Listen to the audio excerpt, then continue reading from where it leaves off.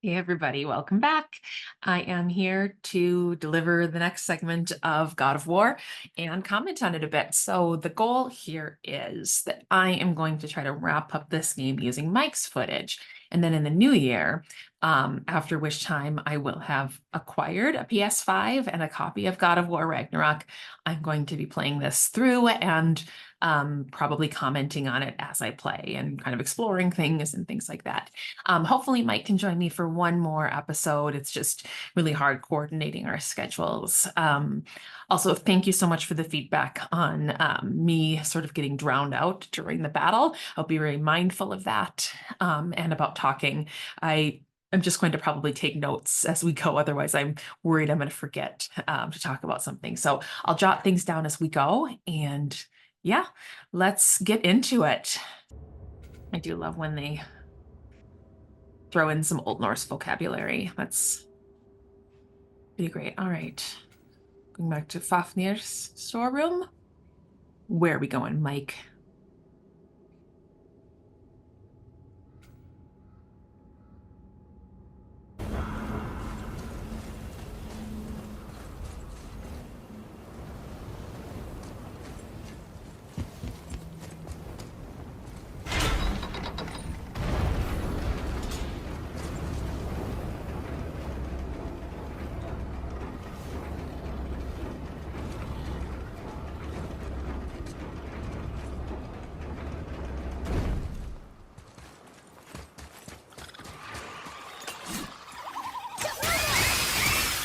I can't yet.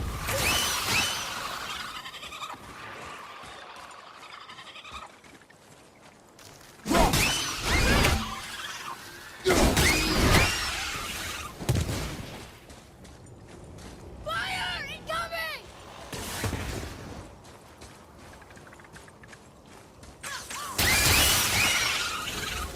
Good job, Atreus. Boy, over here. Yes, sir. Sir.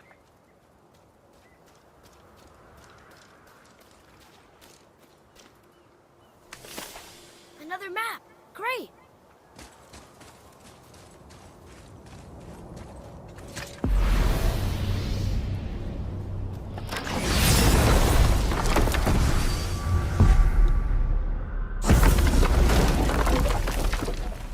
Why did it crumble?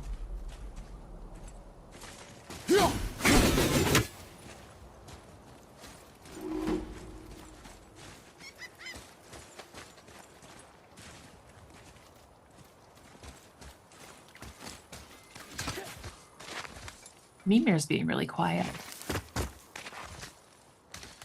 I'm used to him sort of filling in some silence with his monologuing.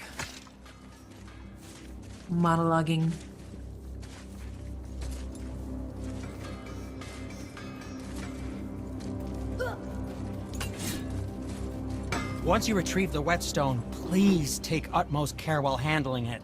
It is a priceless relic, after all.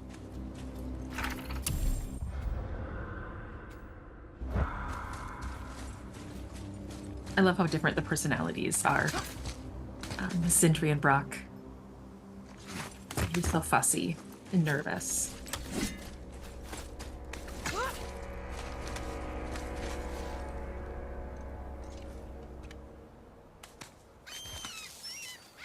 I'm getting a little dizzy here, Mike. Ooh.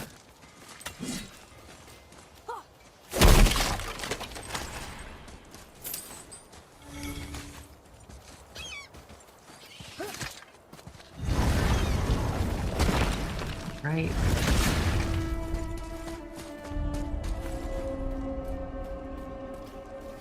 Okay. Oh, I'm excited about this. Council of Valkyries.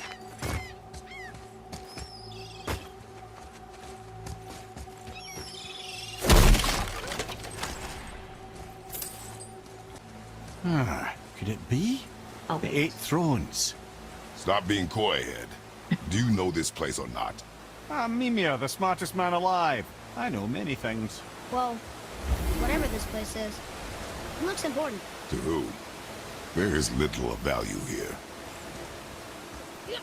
8's an interesting number choice. Usually we have like Threes, multiples of threes. It's a really important number in Norse mythology and religions as well. A significant number.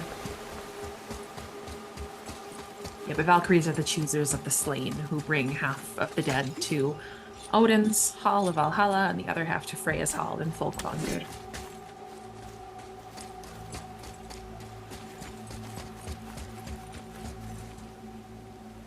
And Valkyries are really where sort of the idea of Illuminate, Liosta. It's really where the idea of shield maidens and women warriors kind of comes from, that and some other legendary material where there are maiden kings who are sort of a continuation of the Valkyrie character type.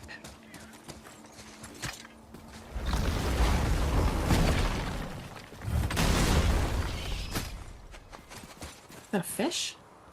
Fish on the ground.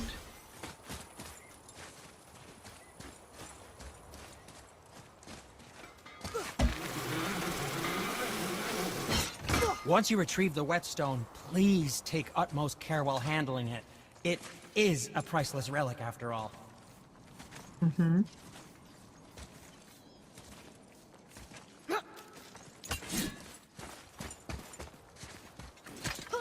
Yeah, what's with all the fish?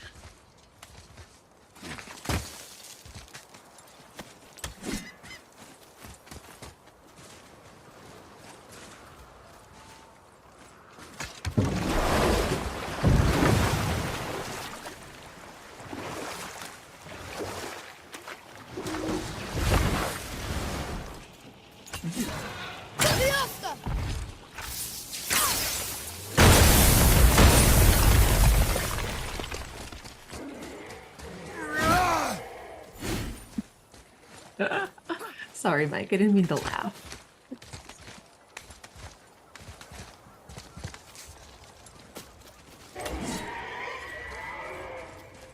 Ooh. What is this?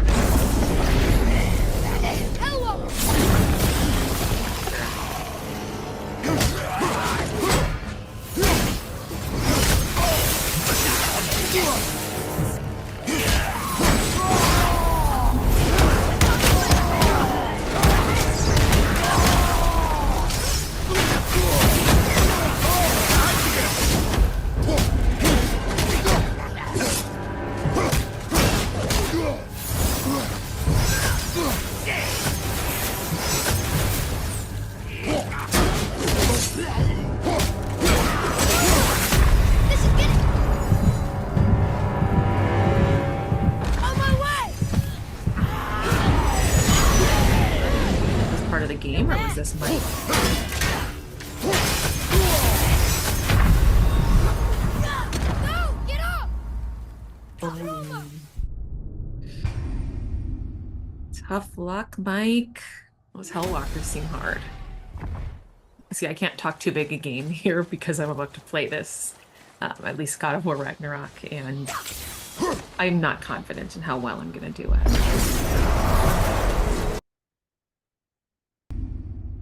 So Hel is half black and half flesh colored, but the word for black in Old Norse, or the type of black that she is blaur, which often translates to blue, but is almost sort of a shade of black, as linguists have argued.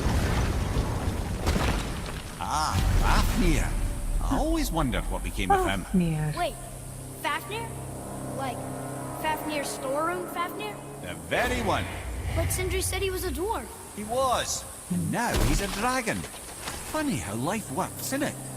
He's chained up. Huh. Perhaps we should keep an eye out for binding shrines and Okay, I need to come back to the sheep of Fafnir.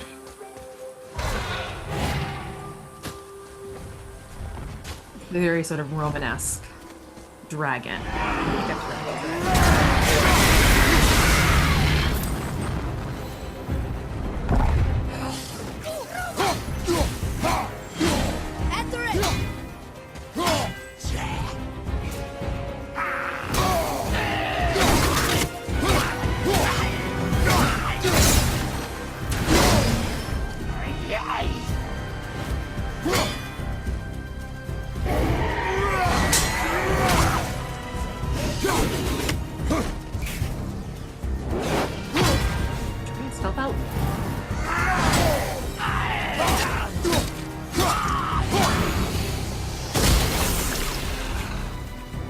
real like zombie vibes. in there, honestly.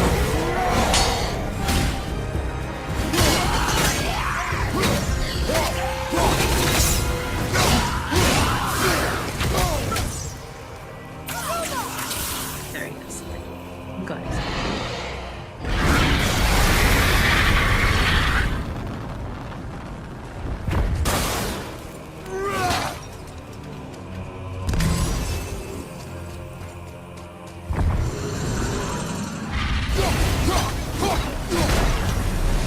How did your friend become a dragon, Mimir? Oh, he's no friend of mine. This little scrote was a constant source of annoyance amongst Aesir and Vanir alike. Then why free him? Trust the recently liberated, brother. No one deserves to be held captive like this. Greedy little dwarf come dragon. You've never answered the boy's question, Head. How did this dwarf become a dragon? I don't know for certain, though I'd wager his penchant for stealing magical artifacts had something to do with it. Must have stolen a trinket from the wrong Vanir goddess.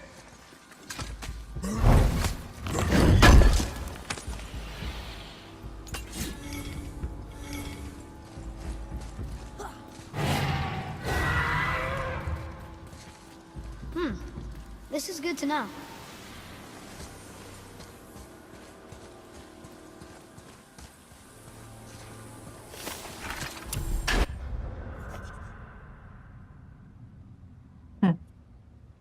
Okay. Going to stop this just for a second. Okay, so I think I talked about it last time, but Fafnir is known from sort of the Sigurd the Dragon Slayer, who's known as Sigurd Fafnisbani or Sigurd the Fafnisbani sort of legends, which is known both from the Poetic Edda as well as from the Saga of the Volsungs. And then there's the Germanic tradition, which is the Nibelungenlied. But Fafnir is one of three brothers. I talked about that last time. And he changes himself into serpent form. Serpents, dragons, like giant serpents and dragons, pretty synonymous in kind of Germanic thinking. This kind of Romanesque dragon that we saw there was something that came around a lot later after the coming of Christianity and came along with, you know, influence from later medieval periods. So like the winged, four-legged, fire-breathing thing is probably not how Fafnir was envisioned, but definitely a lot more exciting for a boss to deal with in a video game. I completely get that. And in the legends, he takes this kind of gold that's been cursed and he that he killed his dad over, and he changes himself into serpent form or dragon form, and kind of I always envision him sort of like coiling himself above it in, you know, sitting on this cursed gold that Sigurd then kills him for and ends up killing Fafnir's brother and ends up with it for himself, and it's cursed gold that keeps on working its curse, and whoever has it, things end badly for them. So they're definitely doing a take on this, that he's, you know, hoarding some kind of treasure or something like that, and he's guarding it. But it's also taking on, it seems like, some of the, you know, idea of binding that we see with, you know, binding of the Fenrir. There wasn't, you know, really kind of anything to do with binding or keeping Fafnir kind of held in any way. So that seems to be picking up on sort of other characters in the mythology. But it's a cool take, and the idea of him hoarding treasure and, you know, having taken a dragon form, though not necessarily this one, absolutely has basis in the primary sources. So wanted to talk about that before it escapes my mind. What's that?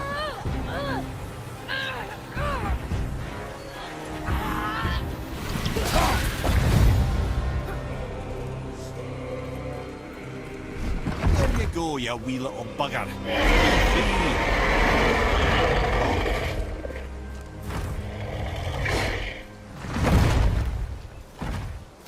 Well, the dragon hasn't done much for his personality. Off he goes. All right.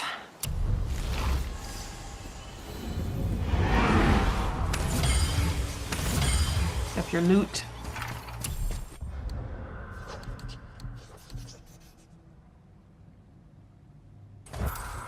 Well, he is freed.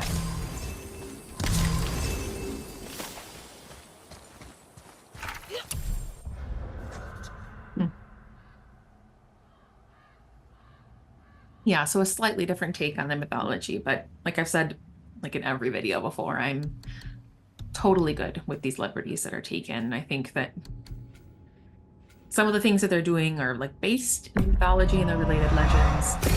And other things are, maybe more loosely based. But they serve, a particular function of fitting within this universe. So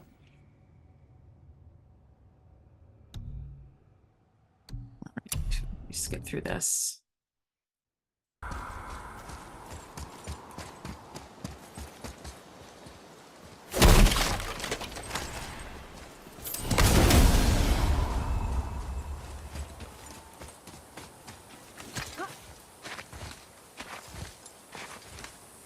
I love it when he climbs on his back when he's scaling any cliff or surface.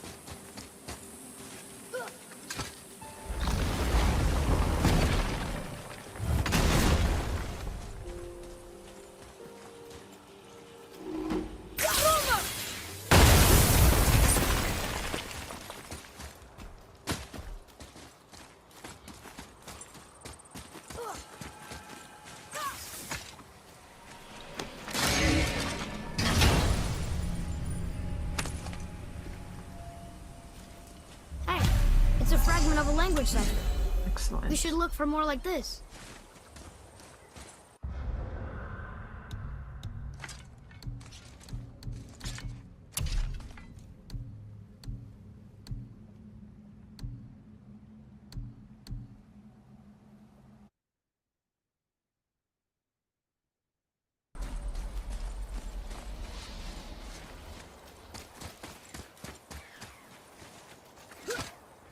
I still want to know what the deal is with all the dead fish.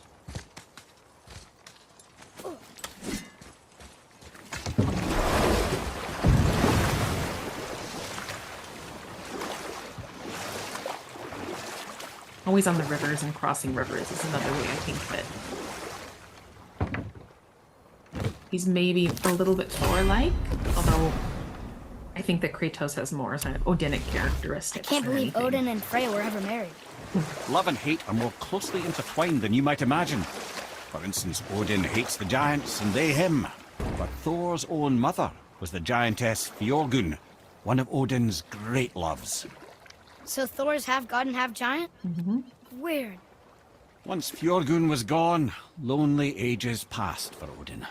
And as war with the Vanir raged, I could see what he really wanted beneath his bluster. And after no small amount of convincing, Freya agreed. For a while there, he really turned on the charm. He seemed happy. He seemed interested in making her happy. He granted her so many wishes I can scarcely recall them all. The peace held, and I truly believed all had worked out better than I could have planned. But Odin's true face showed itself again in the end. Oh, he won Freya's trust, and she taught him some of her Vanir magic, another choice she would live to bitterly regret. Sadly, despite his wise counselors' best efforts to persuade him that peace was the only true path to stave off Ragnarok, Odin never let go of his obsession with Jotunheim. The taste of Vanir magic led him to new forms of experimentation and new levels of depravity.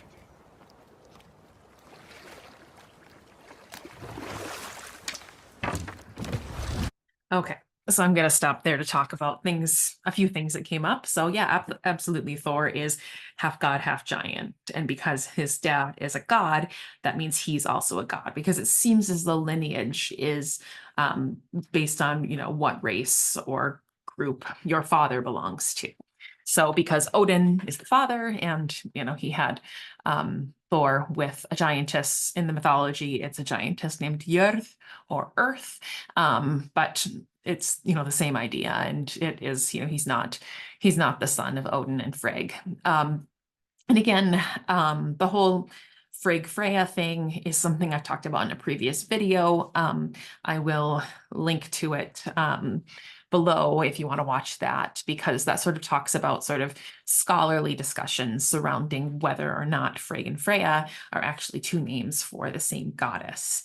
And I really like as well how they're engaging with the source material in how Odin learned Vanir magic. He learned Seidr, the art of kind of this prophetic, semi-shamanistic sort of art from Freya. And that is something that sources do tell us, that he learned Seidr, this type of magic from the Vanir and from Freya specifically.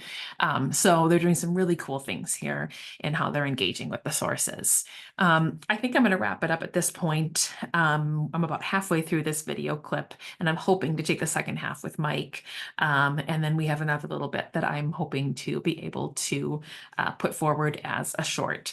So yeah, really excited to see how this continues, and hoping to be able to wrap it up pretty quickly so that I can go onward to playing Ragnarok.